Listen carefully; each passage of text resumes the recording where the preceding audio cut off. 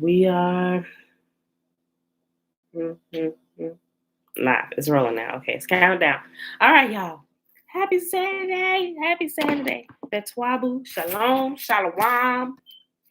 All right, y'all. Today it is Saturday, September the 18th, 2021, day 262 of year 3 of reading through the books of the Law and the Prophets. Another 3-year consecutive day count, day 931. Today we're reading Zechariah 5, 6, and 7, and we're going to pick up where we left off at in Seeds Messiah in chapter 6 on page 163. All right. Let's see. What's this? Shema.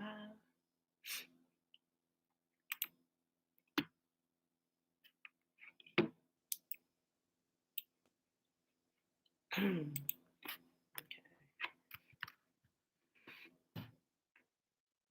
All right, y'all remember the Shema is found in Deuteronomy chapter 6. Remember, we started at verse 3, but remember, go back and read the full chapter. I just pulled out the meat potatoes. Peace and blessings out of y'all. Yeah, actually, we all right. It's just been raining a lot here, but not as bad as it was a couple weeks ago. We just got like some light rain here yesterday. I mean, it was bad thunderstorms a couple weeks ago, but yeah, Virginia, or at least over here in Chesapeake, it's all right. It just drizzled a little bit yesterday, All right, y'all. I hope everybody's safe wherever y'all are, and because I know some places are getting some bad weather, so y'all keep it safe. Everybody be safe out there. Yes, praise the Most High for watching over his. Yes, and amen. All right, y'all. Hear, therefore, O Israel, and observe to do it, that it may be well with you, and that you may increase mightily, as Yahuwah, the mighty one of our fathers, has promised us, in a land that flows with milk and honey. Hear, O Israel, Yahuwah, our mighty one, he is one. And you shall love Yahuwah, your mighty one, with all your heart, and with all your soul, and with all your might. And these words which I command you this day shall be in your heart. And you shall teach them diligently unto your children, and shall talk of them when you sit in your house, and when you walk by the way, when you lie down, and when you rise up. And you shall bind them for a sign upon your hand, and they shall be as frontlets between your eyes. And you shall write them upon the posts of your house and on your gates. And Yahuwah commanded us to do all these statutes, to fear Yahuwah, our mighty one, for our good always, that he might preserve us alive, as it is at this day. And it shall be our righteousness if we observe to do all these commandments before Yahuwah, our mighty one, as he has commanded us. Oh yeah, I got this fan on. I am sweating. It ain't hot down here, but I just think it got hot. Hold on.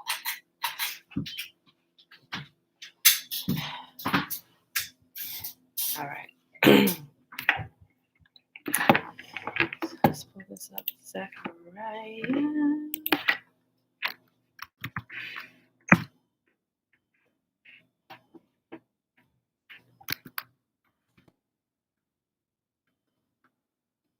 All right, y'all. Zechariah chapter 5. See my glasses? It ain't hot, but I'm hot. My body heat keeps fogging up my glasses. Oh my goodness.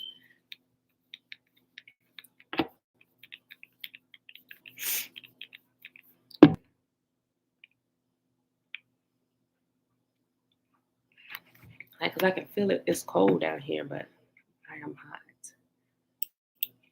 Okay. Let's see. Adjust the screen. Okay. All right. Zechariah chapter 5. A flying scroll. I looked up again and saw a flying scroll through the air. What do you see? The angel asked. I see a flying scroll, I replied. It appears to be about 30 feet long and 15 feet wide. Then he said to me, this scroll contains the curse that is going out over the entire land. One side of the scroll says that those who steal will be banished from the land. The other side says that those who swear falsely will be banished from the land. And this is what Yahuwah, the God of heaven's army, says. I am sending a curse into the house of every thief and every house of everyone who swears falsely using my name. And my curse will remain in that house and completely destroy it, even its timbers and stones. A woman in the basket. Then the angel who was talking with me came forward and said, look up and see what's coming. What is it? I asked. He replied, "It is a basket for measuring grain, and it is filled with the sins of everyone throughout the land." Then the heavy lead cover was lifted off the basket, and there was a woman sitting inside it. The angel said, "The woman's name is Wickedness," and he pushed her back into the basket and closed the heavy lid again. Then I looked up and saw two women flying toward us, gliding on the wind. They had wings like a stork, and they picked up the basket and flew into the sky. "Where are they taking the basket?" I asked the angel. He replied, "To the land of Babylonia, where they will build a temple for the basket. And when the temple is ready, they will set the basket there on its pedestal." Right, y'all. Zechariah chapter 6. Adiah, shalom, shalom. 4 chariots. Then I looked up again and saw 4 chariots coming between two bronze mountains. The first chariot was pulled by red horses, the second by black horses, the third by white horses, and the fourth by powerful, dappled gray horses. "And what are these, my lord?" I asked the angel who was who was talking with me. The angel replied, "These are the 4 spirits of heaven who stand before Yahuwah, the God of all the earth. They're going out to do his work. The chariot with black horses is going north. The chariot with white horses is going west. The chariot with dappled gray horses is going south. The powerful horses were eager to set out to patrol the earth. And Yahuwah said, 'Go and patrol the earth.' So they left at once on their patrol. Then Yahuwah summoned me and said, 'Look, those who went north have vented the anger of my spirit there in the land of the north.'"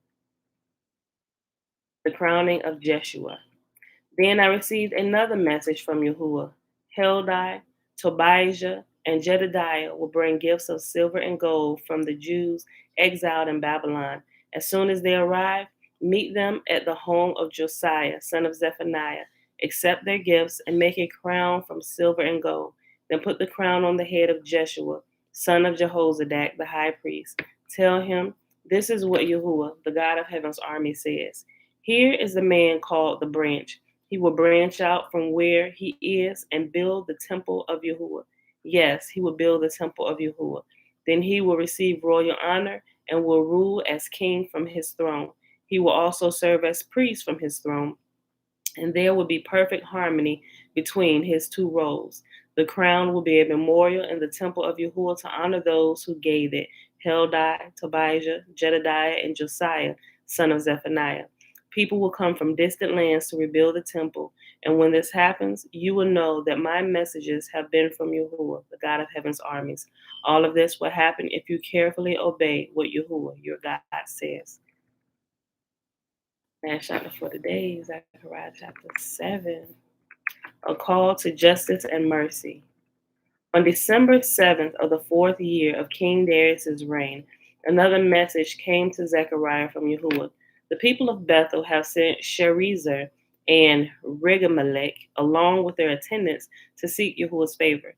They were to ask this question of the prophets and the priests at the temple of Yahuwah, the God of heaven's armies: Should we continue to mourn and fast each summer on the anniversary of the temple's destruction, as we have done for so many years?" Yahuwah, the God of heaven's armies, sent me this message in reply. "Say to all your people and your priests, during these 70 years of exile, when you fasted and mourned in the summer and in early autumn, was it really for me that you were fasting? And even now in your holy festivals, aren't you eating and drinking just to please yourselves?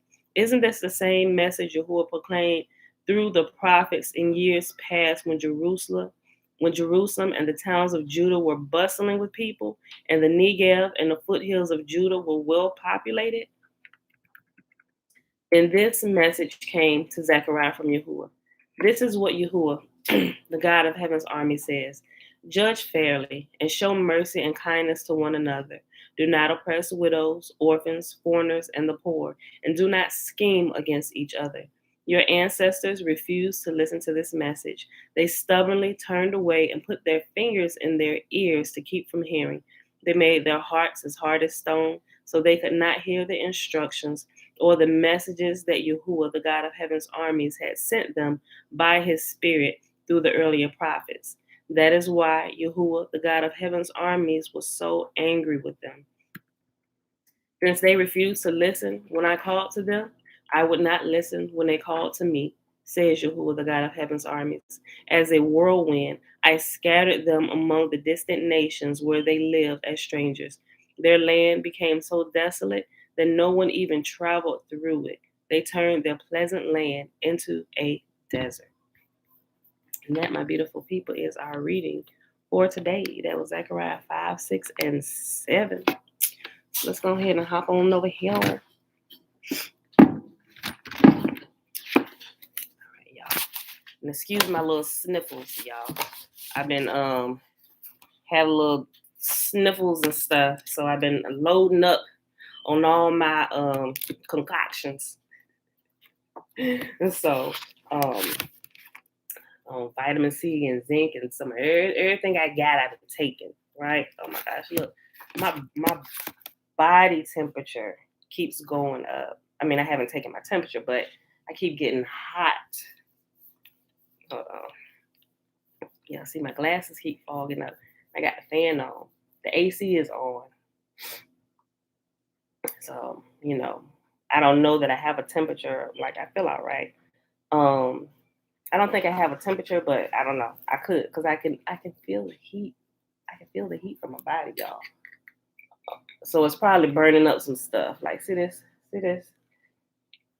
Which I expect, because of some of the stuff I take, it'll help burn stuff away if something is present.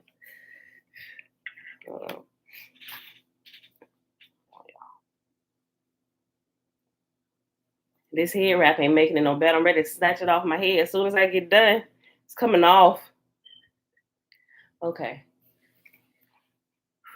All right, y'all. Let me stop on page 163. Okay. So we were... What was we talking about? Oh, okay. Eleazar and Lazarus, chapter 6. Okay, it's going through the differences between the characters. Okay. I just had to refresh myself real quick. Like, what was we talking about? Okay. So we paused on page 163 at the last paragraph at the bottom. Okay. When the elements of the passage below regarding the magical root are viewed as a group, a picture emerges. The passage describes a single plant that was called sun, which had been around since the time of Herod and had a magical power to drive out demons. This sun would have lasted longer, except that those Jews cut it down. What other than a satire of Jesus could this passage be? As the passage contained clear parallels to the one above, describing an Eleazar who also dispels demons using a magical rue, R-U-E, it was written to connect Eleazar to the other son who exorcised demons, that is, Jesus. Quote, now within this place there grew a sort of rue that deserves our wonder on account of its largeness, for it was no way inferior to any fig tree whatsoever, either in height or in thickness, and the report is that it had lasted ever since the times of Herod, would probably have lasted much longer had it not been cut down by those Jews who took possession of the place afterward. But still, in that valley which encompasses the city on the north side, there is a certain place called Baris, which produces a root of the same name with itself. It is only valuable on account of one virtue it hath, that if it only brought to sick persons, it quickly drives away those called demons, which are no other than the spirits of the wicked that enter into men that are alive and kill them, unless they can obtain some help against them. End quote. And that's reference number 94. Excuse me.